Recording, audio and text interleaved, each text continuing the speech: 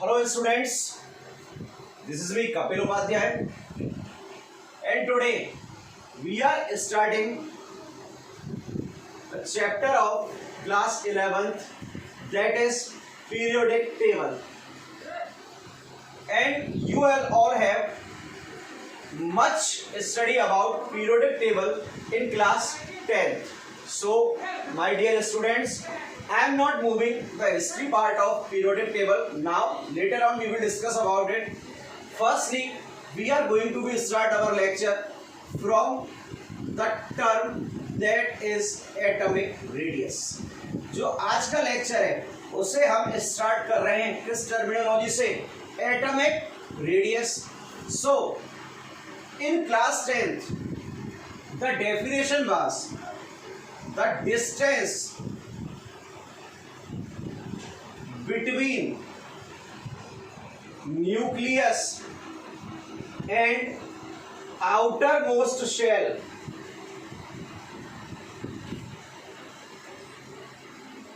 is known as atomic radius. ये जो आपकी डेफिनेशन है वो कहां से ओरिजिनेट हुई है? क्लास 10 से.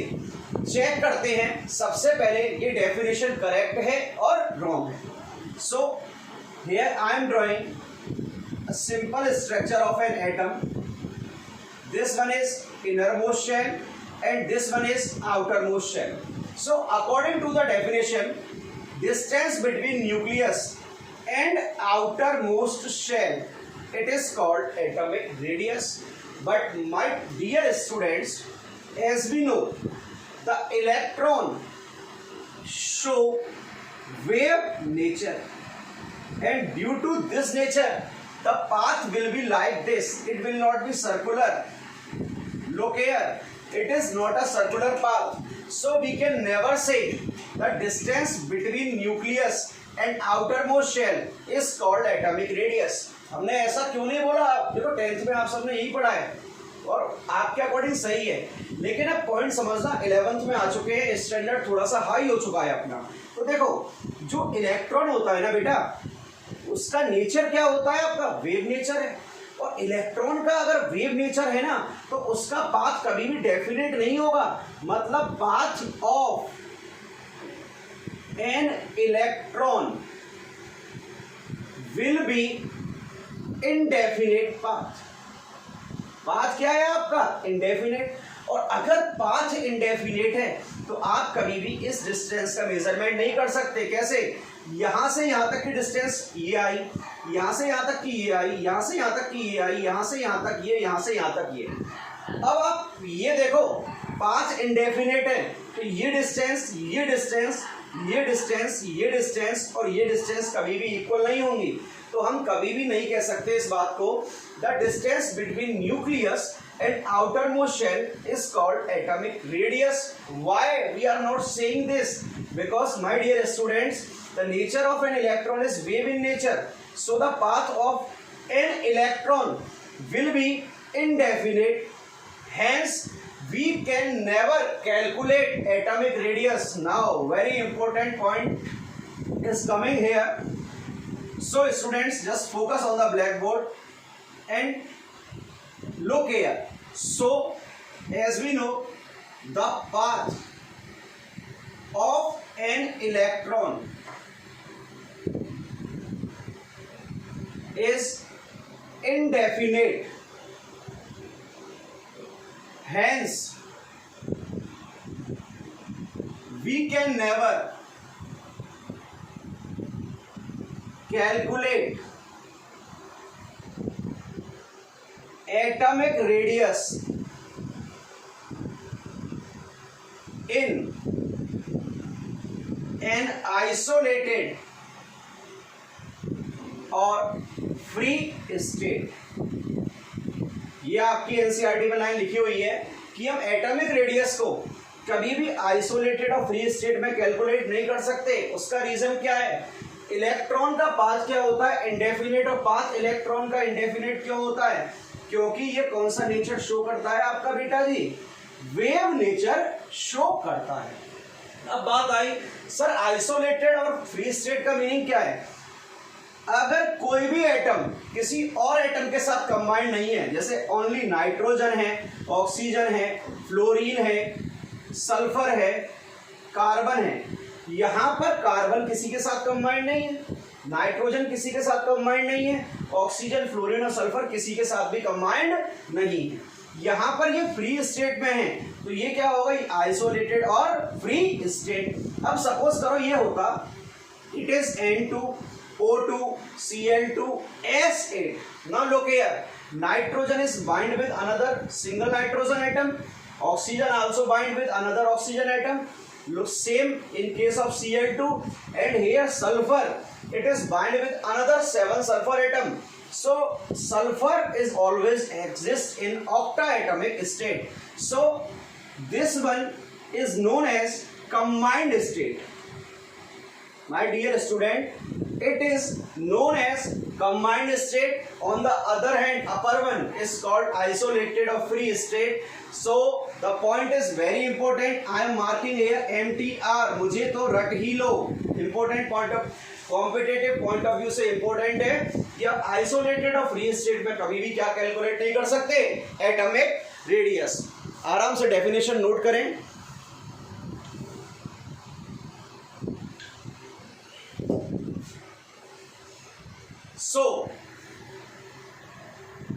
एक पॉइंट तो हमारा यहां से ये क्लियर होता है कि एटॉमिक रेडियस जो है वो हमेशा कैलकुलेट करेंगे किसमें, हम कंबाइंड स्टेट में। So next, types of atomic radius. How many atomic radiuses are possible? So first one is covalent radius. Second one, it is van der Waals radius. Third one, it is metallic radius, and the last one, it is ionic radius. In this lecture, we will discuss about all 4 type of radius. First one is covalent radius. So give the heading, that is covalent radius. First thing, covalent radius, it will calculate in combined state. किसमें calculate होगी, combined state में। अब एक point देखो, अगर state combined है तो यहां बॉन्ड फॉर्मेशन होगा। क्या होगा, बॉन्ड फॉर्मेशन। और बॉन्ड फॉर्मेशन कौन सा होगा, कोवेलेंट। अब सबसे पहली बात है, कोवेलेंट बॉन्ड बनता कहां है, जहां पर आपके नॉन मेटल और नॉन मेटल होंगे। पॉइंट सुनना, जहां भी आपके नॉन मेटल और नॉन मेटल होंगे वहां कौन सा बॉन्ड बनेगा, आपका कोवेलेंट बॉन्ड। और नॉन मेटल और नॉन मेटल है तो वहां क्या होता है, mutually sharing of electron. Mutually sharing of electron. ऐसा क्यों बोला, सपोज करो इधर देखो, मेरे पास एक एक्स टाइप का एटम है जिसके आउटर मोस्ट शेल में 7 इलेक्ट्रॉन है, और यहां भी एक्स है जिसके आउटर मोस्ट शेल में कितने इलेक्ट्रॉन है, 7। और मुझे ये पता है ये दोनों की दोनों जो है ना बेटा जी, ये दोनों नॉन मेटल हैं, both are non metallic in nature.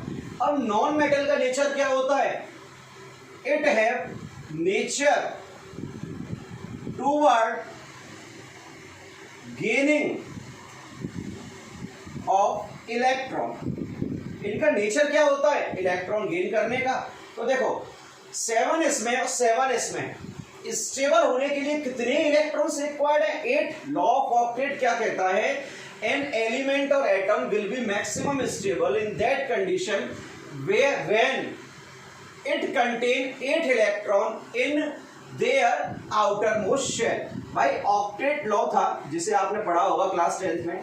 Octet law क्या कहता है, ऑक्टेट लॉ यही तो बोलता है कोई भी मैक्सिमम स्टेबल तब होगा जब उसके आउटर मोस्ट शेल में कितने इलेक्ट्रॉन्स होंगे, 8। यहां 7 है। अब ये इससे बोला यार भैया एक काम कर, एक इलेक्ट्रॉन मुझे दे दे। इसने बोला तू एक काम कर, एक इलेक्ट्रॉन मुझे दे दे। तो ना तो ये इसको इलेक्ट्रॉन दे रहा है और ना ये इसको इलेक्ट्रॉन दे रहा है। क्यों? दोनों की दोनों क्या है? नॉन मेटेलिक है, नॉन मेटेलिक इन नेचर है, तो इलेक्ट्रॉन डोनेट करने की जगह क्या करेंगे? गेन करेंगे।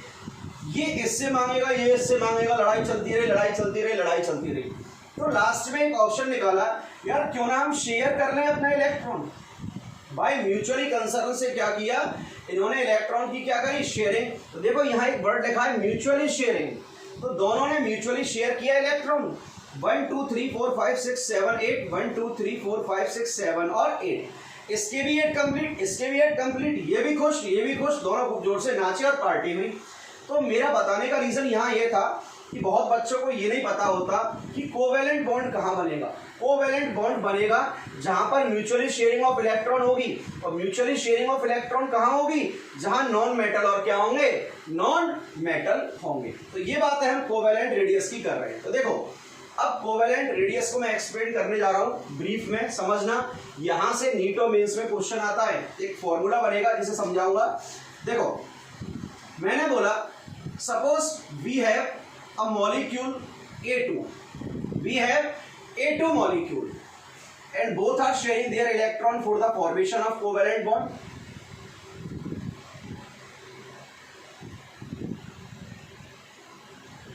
It is A and it is also A, molecule is A2.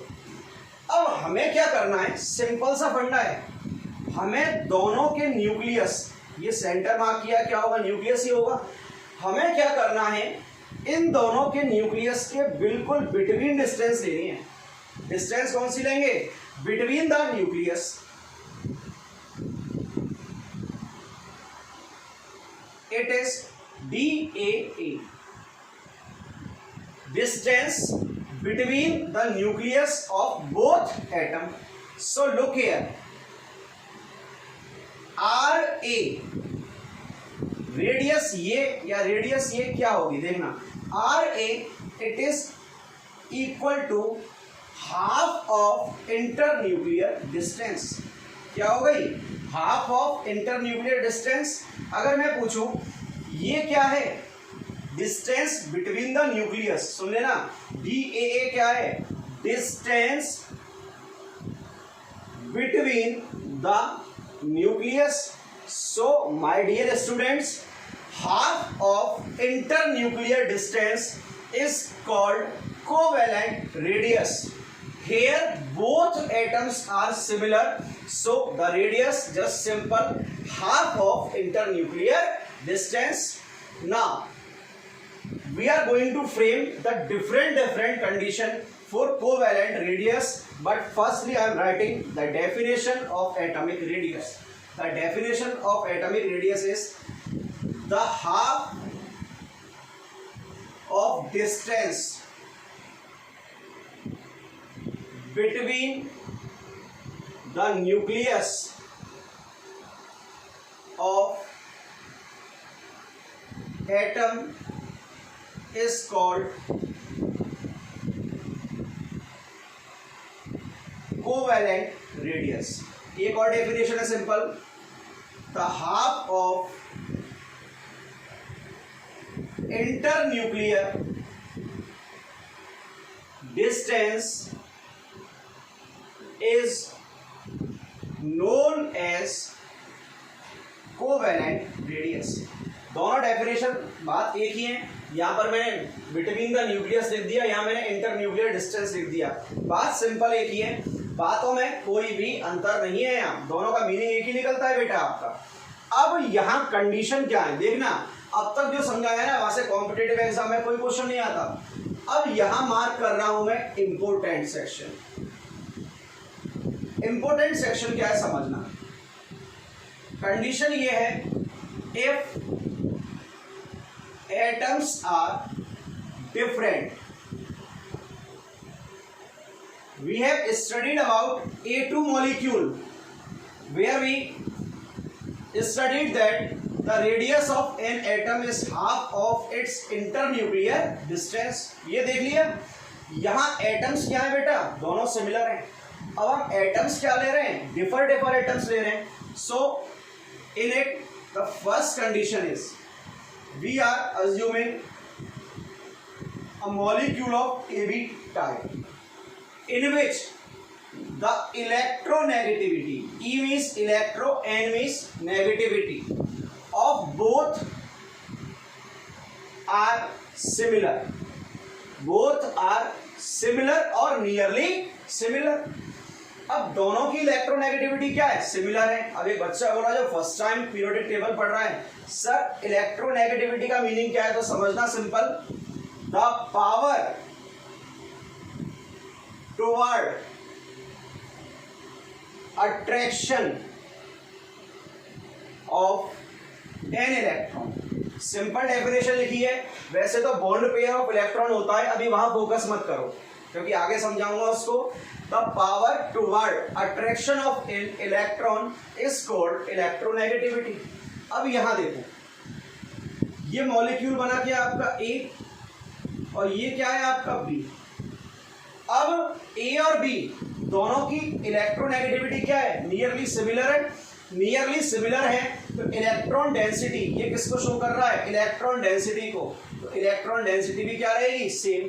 अगर सपोज करो ऐसा होता कि ए की इलेक्ट्रोनेगेटिविटी बी से ज्यादा होती तो ये डेंसिटी किसकी तरफ ज्यादा हो जाती है? आपके ए की तरफ. और बी की तरफ क्या रहती? कम. किसकी तरफ ज्यादा हो गई? ए की तरफ. और बी की तरफ क्या हो गई? कम. लेकिन यहां पर इलेक्ट्रोनेगेटिविटी सिमिलर है तो इलेक्ट्रॉन डेंसिटी भी क्या रहेगी? दोनों में सिमिलर. तो यहां तो आपका सिंपल फंडा है जो किया था, दोनों की इंटर न्यूक्लियर डिस्टेंस का क्या करो? मेजरमेंट. ये क्या था? ए और ये क्या है आपका बी. इनकी इंटर न्यूक्लियर डिस्टेंस का क्या करो? मेजरमेंट. ये हो गया डी ए बी. कर लिया मेजरमेंट. और सिंपल फॉर्मूला आपको बता चुका हूं कि रेडियस ऑफ एटम क्या आएगी आपकी? Half of inter nuclear distance. First condition similar है जो कभी एग्जाम में नहीं आती, लेकिन सेकंड एग्जाम में आती है. सुन लेना, नीट के लिए तो बहुत फेवरेट टॉपिक है जो बताने जा रहा हूं. उसके बाद अगर इलेक्ट्रोनेगेटिविटी सिमिलर है एटम्स की, और एटम्स भले डिफर हो, सुन लेना, इलेक्ट्रोनेगेटिविटी क्या हो? सिमिलर या नियरली सिमिलर हो, तो इलेक्ट्रॉन डेंसिटी दोनों में इक्वल होगी. और इलेक्ट्रॉन डेंसिटी इक्वल होगी तो आपको सिंपल ये फॉर्मूला अप्लाई करना है जो पढ़ के आए हो. लेकिन अगर बेटा क्या हो गया? If the electronegativity of A is much greater than B, then what will happen? Look here. Second point is, if electronegativity of A it is greater than electronegativity of B, in this case what will happen here? So look here, it is A, so electron density will be more toward A.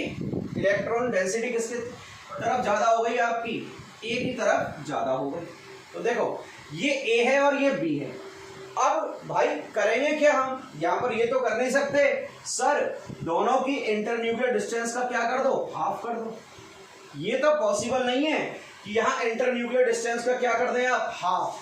तो इसके लिए एक formula derive किया है scientist ने, और formula समझना कि ये डिस्टेंस कैसे आएगी. इसको लिख रहा हूं डी ए बी. ये ए है और ये बी, डी ए बी. तो ये देखना है कि डी ए बी से हम कैसे कैलकुलेट करेंगे कि डिस्टेंस क्या आने वाली है इनकी.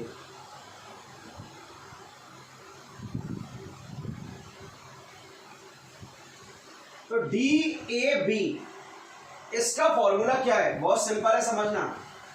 Are a plus r b minus 0.9 x A minus x b. कई लोग इसे चाई ए और चाई बी भी बोलते हैं, तो मैं सिंपल बोल रहा हूं इसे एक्स ए माइनस एक्स बी. अब क्या होगा? एक्स ए क्या है यहां पर? X A it is equal to electronegativity of A. या तो ये हमें पता होगी या एग्जामिनर ने आपको दी होगी, यहां से न्यूमेरिकल आता है बढ़िया. और एक्स बी क्या होगा? Electronegativity of b. अब एग्जामिनर क्या करेगा?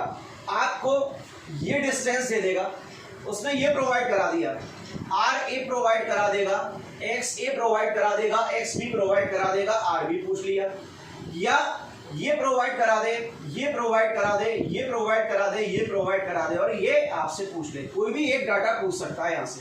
तो इस फॉर्मूले को अपने माइंड में सेट कर लेना, बहुत इंपॉर्टेंट फॉर्मूला है। So I am writing MTR and what is the meaning of MTR? It is, मुझे तो रट ही लो, तो रट ही डालना इस पॉइंट को। तो अब देखो, हमने एटॉमिक रेडियस डिस्कस किया।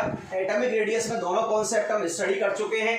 एटम्स सिमिलर हो तो डायरेक्ट हाफ कर दो, और एटम्स डिफर हो और इलेक्ट्रोनेगेटिविटी डिफर हो तो आप ये फॉर्मूला अप्लाई करें, और अगर इलेक्ट्रोनेगेटिविटी सिमिलर हो तो प्रीवियस फॉर्मूला अप्लाई करें।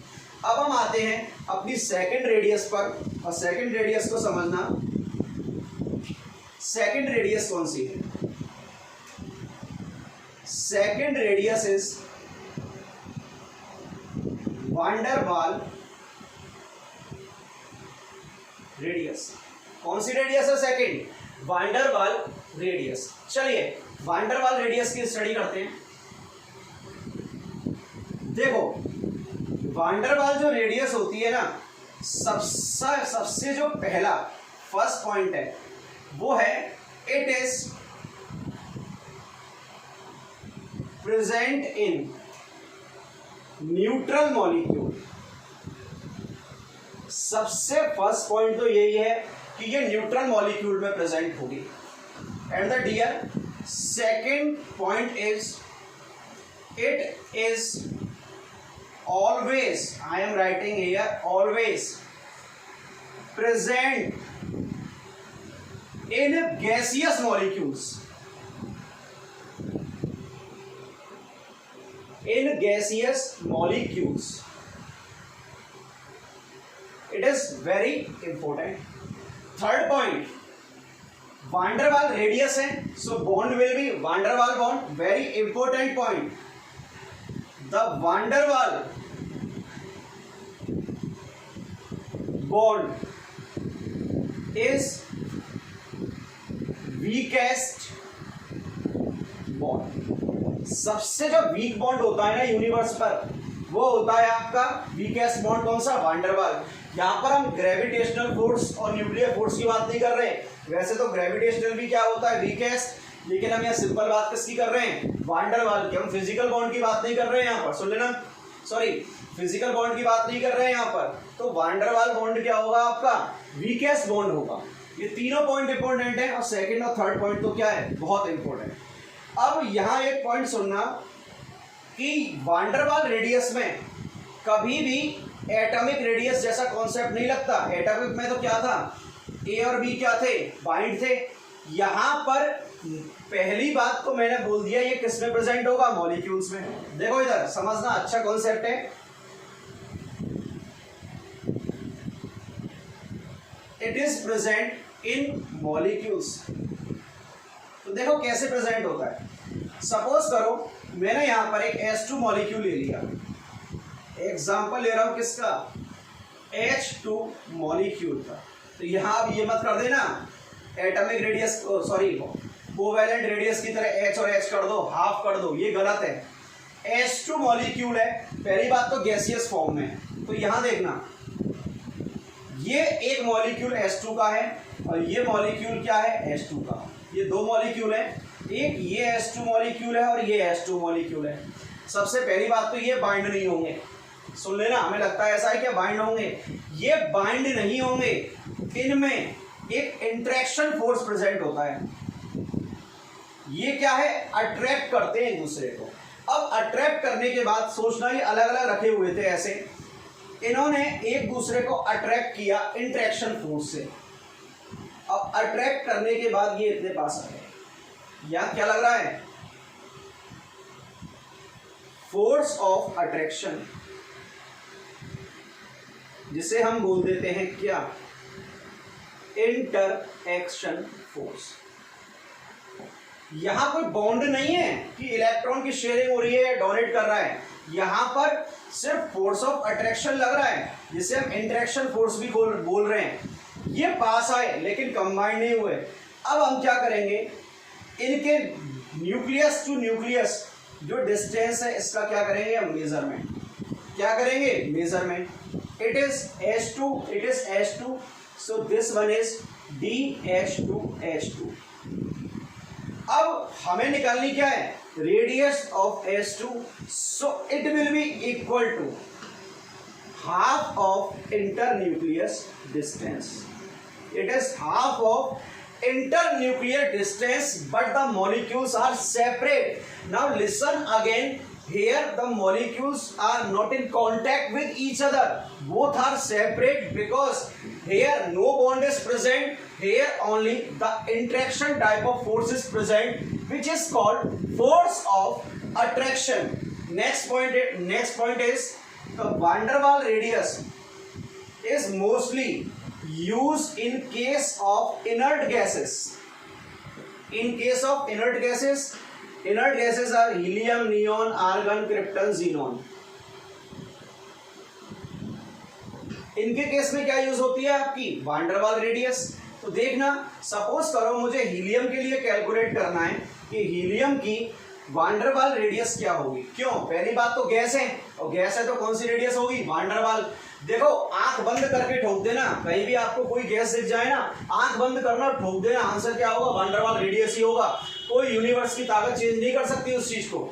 यहां ये मुझे कैलकुलेट करना है He मॉलिक्यूल के लिए, ये हीलियम, ये अनदर हीलियम, इंटरेक्शन फोर्स लगा, डिस्टेंस को क्या किया, इंटरन्यूक्लियर को मेजर, DHE मेजर कर लिया। अब क्या करो, इसका half, so radius of helium it is equal to DHE/2। Simple है, सिर्फ कोवेलेंट में कंबाइंड थे, यहाँ क्या है आपके, सेपरेट है। मेरे अकॉर्डिंग यहाँ तक क्लियर हो चुका होगा। अब मैं आपसे सिंपल, बहुत सिंपल है, मैं आपसे ये पूछूं एटॉमिक रेडियस, कोवेलेंट रेडियस और एटॉमिक रेडियस में से ज्यादा कौन सी होगी, वैल्यू किसकी हाई ज्यादा होगी। तो देखना, अगर मैं A2 ले रहा था तो यहाँ क्या थे, ये कंबाइंड थे कोवेलेंट में, और इसका क्या कर दिया था मैंने, हाफ। ये कौन सी है, यहाँ से हम क्या निकालते थे, कोवेलेंट रेडियस है, तो ये DAV लिख क्या दिया है मैंने, कोवेलेंट रेडियस। जैसे ही हम van der Waals पर आए तो ये डिस्टेंस इंक्रीज हुई, अब कौन सी आ गई है, van der Waals रेडियस। खुद सोचना कौन सी रेडियस ज्यादा होगी, कोवेलेंट ज्यादा है van der Waals, van der Waals। सो van der Waals radius is always greater than covalent radius. Look here, the van der Waals radius is always greater than covalent radius. So यहां तक complete होता है हमारा कौन सा section, covalent हो गया, van der Waals हो गया, इंपॉर्टेंट पॉइंट बता दिए। कोवेलेंट का न्यूमेरिकल इंपॉर्टेंट है, यहां पर ये डाटा इंपॉर्टेंट है।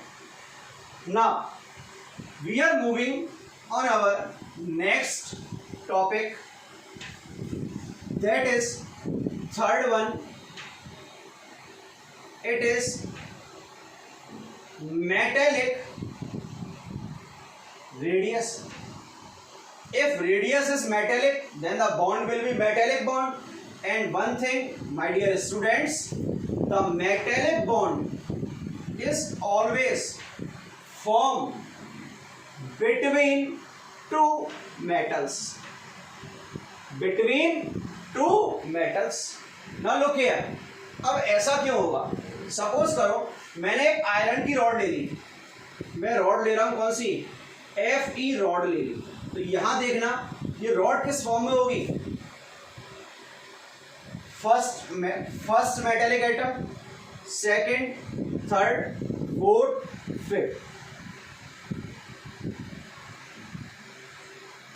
यहां एक लैटिस का फॉर्मेशन होता है जिसे हम क्लास 12 में समझते हैं, पढ़ते हैं, लेकिन समझाने की कोशिश कर रहा हूं। ये क्या है, आपका एक लैटिस बन जाता है और सारे जो सर्कुलर फॉर्म दिख रही है ना, ये आपके मेटल एटम है। सपोज करो ये फेरस के एटम है। अब इन एटम्स देखो, यहां ये इस डायरेक्शन में गए तो ये एक्स एक्सिस हुआ, ये इस डायरेक्शन में गए तो कौन सा हुआ, वाई एक्सिस में। ऐसे ही इसके ऊपर एक और लेयर आएगी, एक और लेयर आएगी, एक और लेयर आएगी, इस पे लेयर्स का डिपोजिशन होता चला जाएगा। तो डिपोजिशन कहाँ हुआ, ऊपर, उसके ऊपर, उसके ऊपर। So it is X, it is Y. So upper layer will be in z direction. So first thing is the metallic bond is present in 3 dimensional lattice. Lattice का मतलब होता है जालर, किसमें होगा? 3D लैटिस में होगा। तो यहाँ एक चलो, अब सबसे बड़ी बात आई, सर ये कैसे स्टेबल होगा? समझना, ये मेटल ही मेटल है, ठीक है, मेटल एटम है, इनके ऊपर लेयर होती है किसकी? इलेक्ट्रॉन की। किसकी लेयर है? इलेक्ट्रॉन की।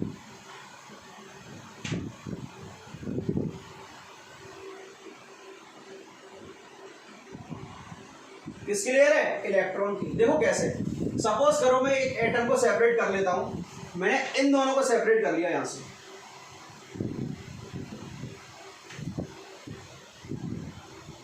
अब एक बच्चा बोला सर इनमें अट्रैक्शन फोर्स कहां से आया? तो देखना, ये न्यूक्लियस है, ये न्यूक्लियस है, यहाँ क्या फ्लोट कर रहे हैं? कौन तैर रहे हैं? इलेक्ट्रॉन ही इलेक्ट्रॉन है भाई, पहले बोल चुका हूं, लेयर किसकी होती है? इलेक्ट्रॉन की। तो ये इलेक्ट्रॉन इसके न्यूक्लियस को भी अट्रैक्ट करेगा, ये इलेक्ट्रॉन इसके न्यूक्लियस को भी अट्रैक्ट करेगा, ये इलेक्ट्रॉन अपने ऊपर वाले को भी करेगा, मतलब इसको भी, इसको भी, ये इलेक्ट्रॉन इसको भी, इसको भी, इसको भी, इसको भी। तो ये इलेक्ट्रॉन क्या करते हैं? जो अनदर एटम है ना, उनके न्यूक्लियस को अपनी तरफ अट्रैक्ट करते हैं और एक बहुत कॉम्पैक्ट स्ट्रक्चर का फॉर्मेशन करते हैं, जिसे हम बोलते हैं मेटेलिक स्ट्रक्चर। अब बात आती है सर ये सब छोड़ो, हमारा टॉपिक है मेटेलिक रेडियस, हम क्या करने वाले हैं? आपको क्या करना है? You will select 2 nearest neighbour particle. I am electing here these both particle and separating it. Now we will measure the internuclear distance. Okay, so again we know distance between two metallic atom, it is internuclear distance between two metallic atom. So the radius of metallic atom will be half of internuclear distance of both atom. Look here, firstly we are selecting 2 nearest neighbour particle, और nearest neighbour particle का मतलब क्या है? जो सबसे पास वाले particle होंगे जो कांटेक्ट में, इसको ले लो, इसको ले लो, इसको ले लो, इसको ले लो, इसको ले लो, इसको ले लो, बट कांटेक्ट वाले नियरेस्ट नेबर पार्टिकल होने चाहिए। दोनों की इंटरन्यूक्लियर डिस्टेंस का मेजरमेंट किया और उसका क्या कर दिया मैंने? हाफ कर दिया। तो मेरे पास कौन सी रेडियस निकल के आ गई? आपकी मेटेलिक रेडियस निकल के आ गई। अब कॉम्पिटिटिव एग्जाम में पता है क्या करते हैं? एक क्वेश्चन पूछा जाता है कि arrange following in increasing order of radius. तो समझना, इंक्रीजिंग में सबसे ज्यादा तो अब तक किसकी हुई? वान डेर वाल की रेडियस हो गई भाई, सबसे ज्यादा किसकी हुई? वान डेर वाल की। उससे कम होती है मेटेलिक रेडियस, और उससे कम होती है आपकी कौन सी रेडियस? Covalent radius. ये 3 ऑर्डर हैं, अभी 4th देखेंगे। Covalent radius, then metallic radius, then van der Waals radius. So आज का लेक्चर हम यही ओवर करते हैं। नेक्स्ट लेक्चर पर हम देखेंगे कौन सी रेडियस? आयनिक रेडियस, और आयनिक रेडियस से आगे देखेंगे हम वेरिएशन। तो आज का ये फर्स्ट लेक्चर है, फर्स्ट लेक्चर को अच्छे ढंग से देखें, कोई दिक्कत हो तो पूछें। Till then take care, bye bye.